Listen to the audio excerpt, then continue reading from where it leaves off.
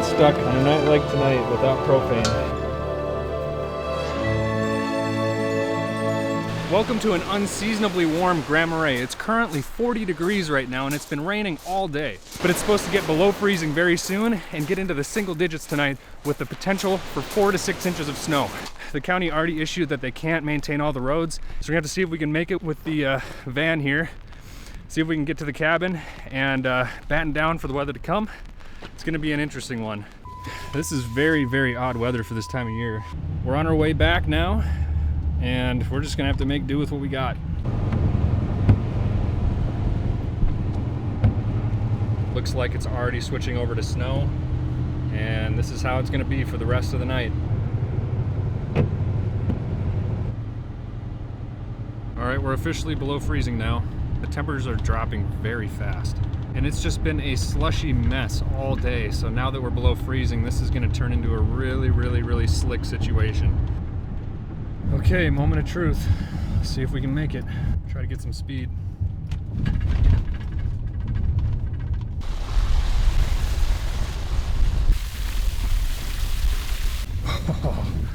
Oh my goodness, we made it.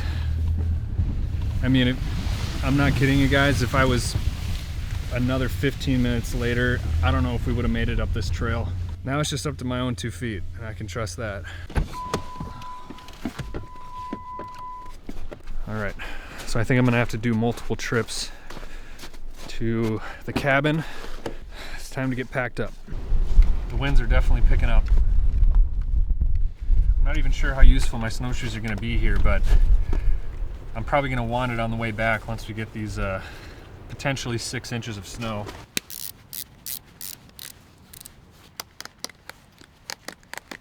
"29 degrees now. 10-degree difference in probably like 10 minutes, honestly. 10 or 15 minutes. And we're off. Snow's sticking to my snowshoes. It's making it twice as heavy.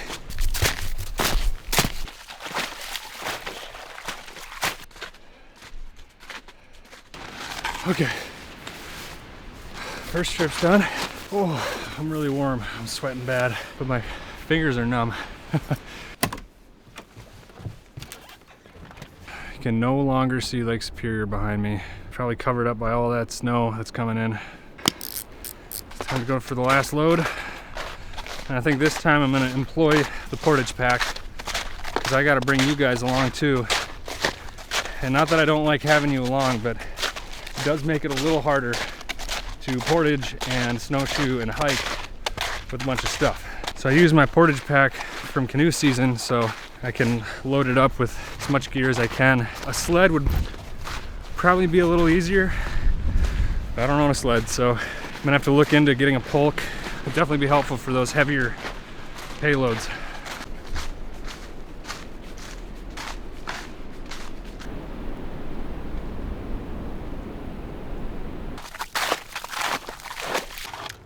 I usually keep one of these in the car and then the big one in the cabin, but it's pretty much dead. So I'm gonna just bring this back to the cabin with me, because I only have one camera battery left. I had a shoot today with Fika Coffee. They're moving their roaster to their new location, so I was documenting that. I just fell.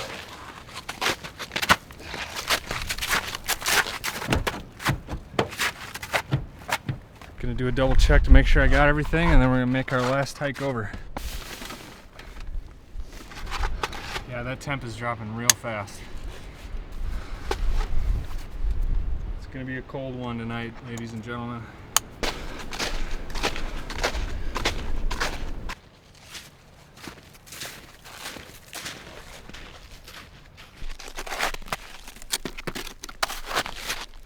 I'm gonna have to take care of that tree, bring it back to the cabin, chop it up for firewood. Really starting to come down now.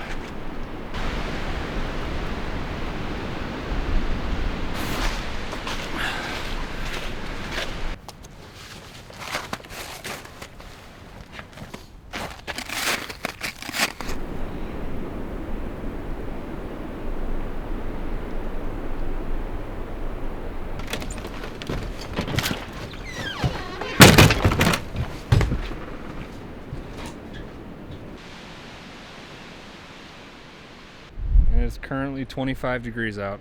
Guess we better make the cabin nice and cozy for tonight. 42 degrees. I'm not too cold right now, so I think I'm gonna wait on turning the heater on. Plus we're gonna be burning through quite a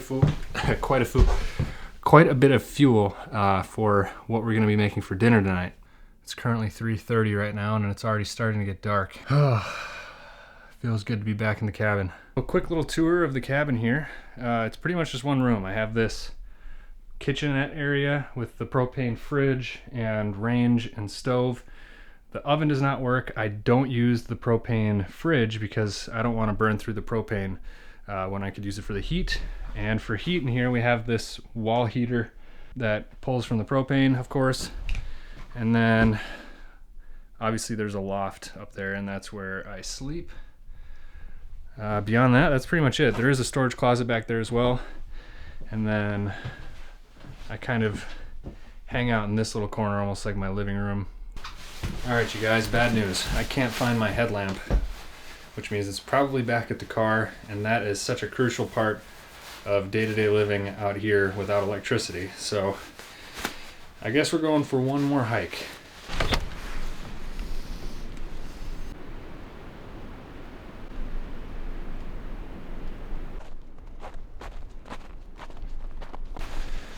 It's accumulating quick.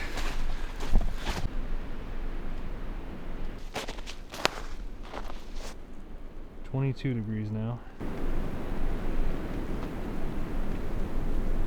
There's almost always a doe and two fawns that hang out in this area right at sunset.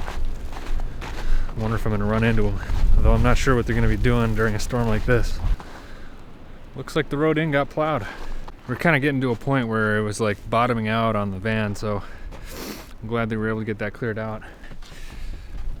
Cannot lose this, man. This is such a crucial part of living with no electricity.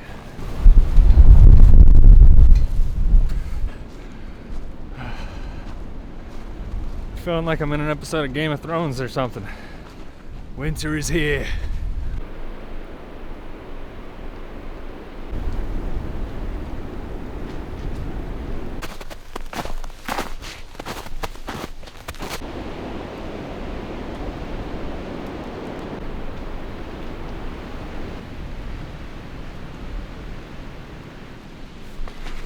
Oh, just rolled my ankle.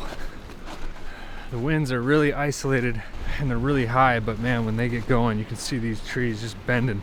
Tough thing is I have a totally dead spruce tree right in front of the cabin, so every time it gets windy like this, I get a little nervous.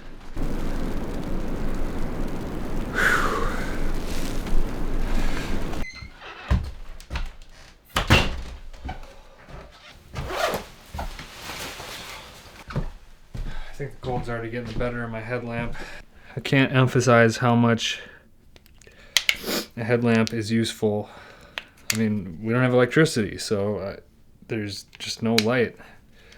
I do have an oil lamp, and there are propane lamps as well, but I try to use them sparingly because I'm more concerned with staying warm in here than I am with needing a bunch of ambient light. So using this is, oh yeah, that's a lot better. Holy smokes. Maybe get dinner going because it might take a little bit.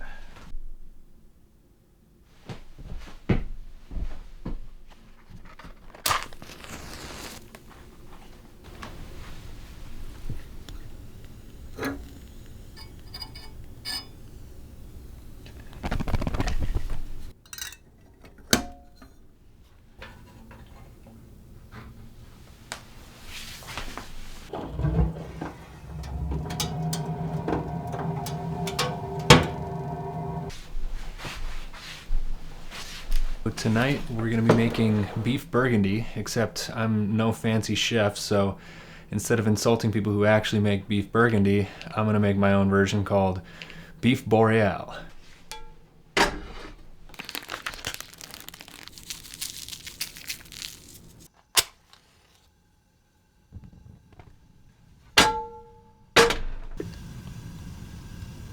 My phone magnetizes to the top here, so I kind of use it as my hood light.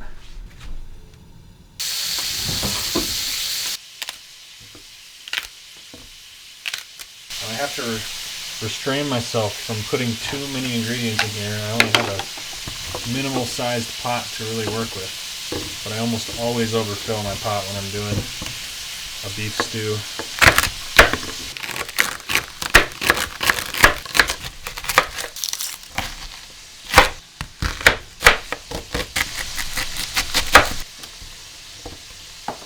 I almost want to cut up more celery, but I gotta refrain.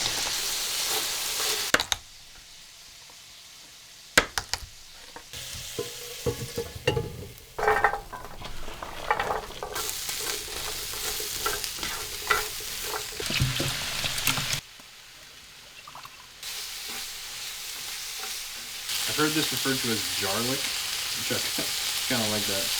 Clever. Got some tomato additions.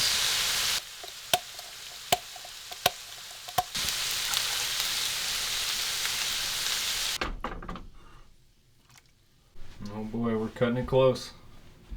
Hey, that's the #1 rule of making beef stew is stuff the pot dangerously close to too much. These are non-negotiable. Typically calls for portobello mushrooms, but I am partial to the shiitake. I think they're way better than portobello mushrooms. And shiitakes are good for you, man. Alright, I think we have a problem. That is on its highest setting. I think we have run out of propane. So I guess we're gonna have to go back out there and swap the propane tanks. Usually I like to wear my Birkenstock sandals when I'm at the cabin because the floor is so cold, but I forgot them down south in the cities. And my feet are freezing.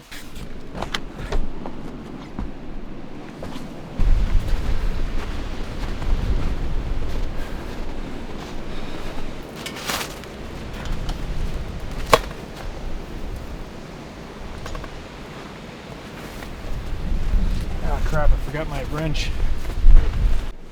All right, we got our wrench.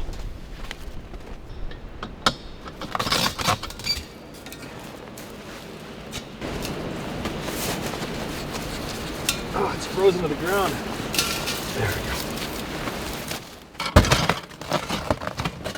Do not want to get stuck on a night like tonight without propane. Believe me, it's already happened once. It was sub-zero temperatures about a week ago, and I didn't have a spare propane tank, so that was definitely one of the coldest nights I've ever experienced, and I'm not looking to repeat that. So now I always have two 20-pounders ready to go. It's looking pretty good.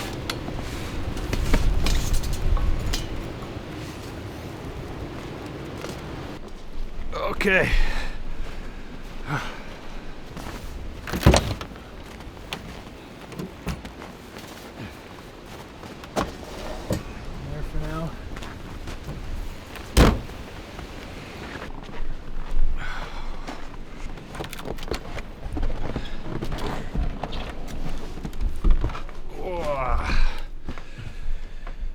Oh, it smells marvelous in here.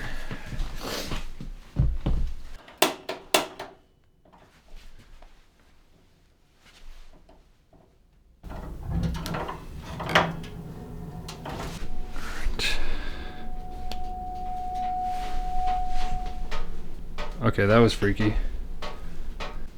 I have never heard that propane heater do that before. It just made like such a high-pitched harmonic sound. It's a little freaky.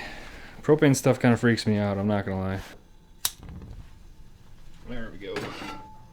Back up and running.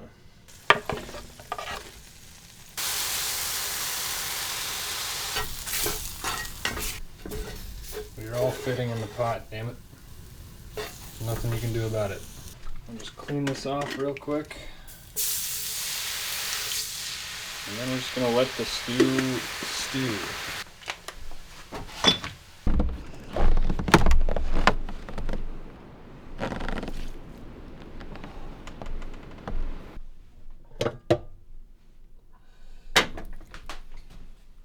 Barely fit. How's that looking, maestro? I'll just let that get up to a boil and simmer for a good long while. Dude, I didn't even realize, but my cooler's like drain plug was open and I had my hat like behind the cooler for some reason and it's completely soaked, man. Current temperature is 10 degrees right now and it's only gonna get colder. It looks like it's gonna get down to 3 degrees and we have a northern wind of about 25 miles per hour gusting up to 48 miles per hour, so it is harsh out there, you guys. But currently in the cabin, we're sitting at a nice, comfortable, about 60 degrees. Not too bad. Although if we ran out of propane and didn't have a replacement, it would definitely start to get pretty cold. That night that I ran out of propane, I think it was about 12 degrees when I woke up in here, 14 degrees or so in the morning. So definitely not going to do that again. That was not too fun. Got these merino long johns from First Light. These are the furnace, and these guys are quite warm.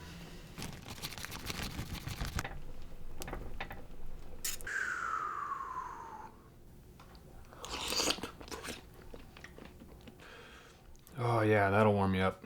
No better dish for a 7-degree night in a blizzard. You know, this whole off-grid thing ain't so bad once you figure your systems out. I mean, it's terrible out there. It's harsh. It will kill you. It's so bad out there. Meanwhile, in here, it's 60 degrees. The broth is so rich and so good.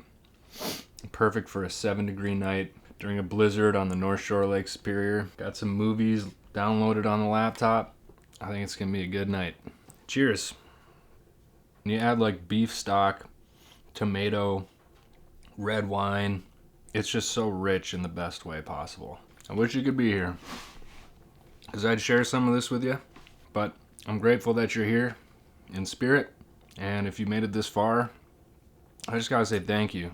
And if you're one of my OG subscribers, you probably came to this channel looking for astronomy content, and if you're here watching this right now, I'm really grateful for you, because I know this is not astronomy content, but I'm just a nature person, and this channel is my attempt at helping you connect with nature in ways that maybe you wouldn't otherwise. I'm just grateful that you're here. Thank you, and I'm excited for what's to come. There's definitely going to be more astronomy content too, just so you know. In ancient times, the land lay covered in forests, where from ages long past dwelt the spirits of the gods. You know, I may be snowed in, have no running water, no electricity, but I'm feeling pretty damn good right now.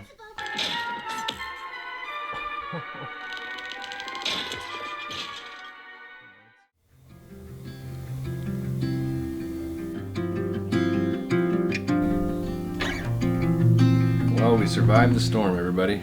Yeah, yesterday was a very good example of how crazy and volatile the weather can be up here.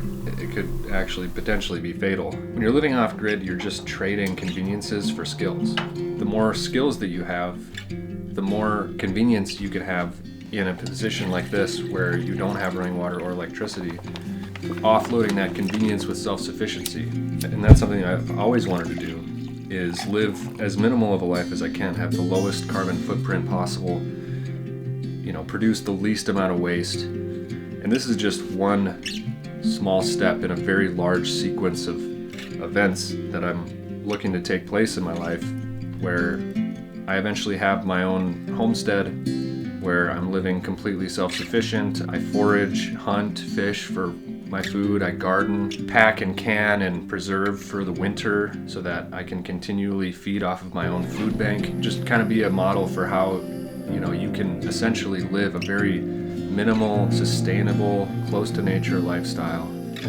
And this is just one step in that process. So I'm really excited that you're here, and there's so much more to come. So cheers to you for making it this far.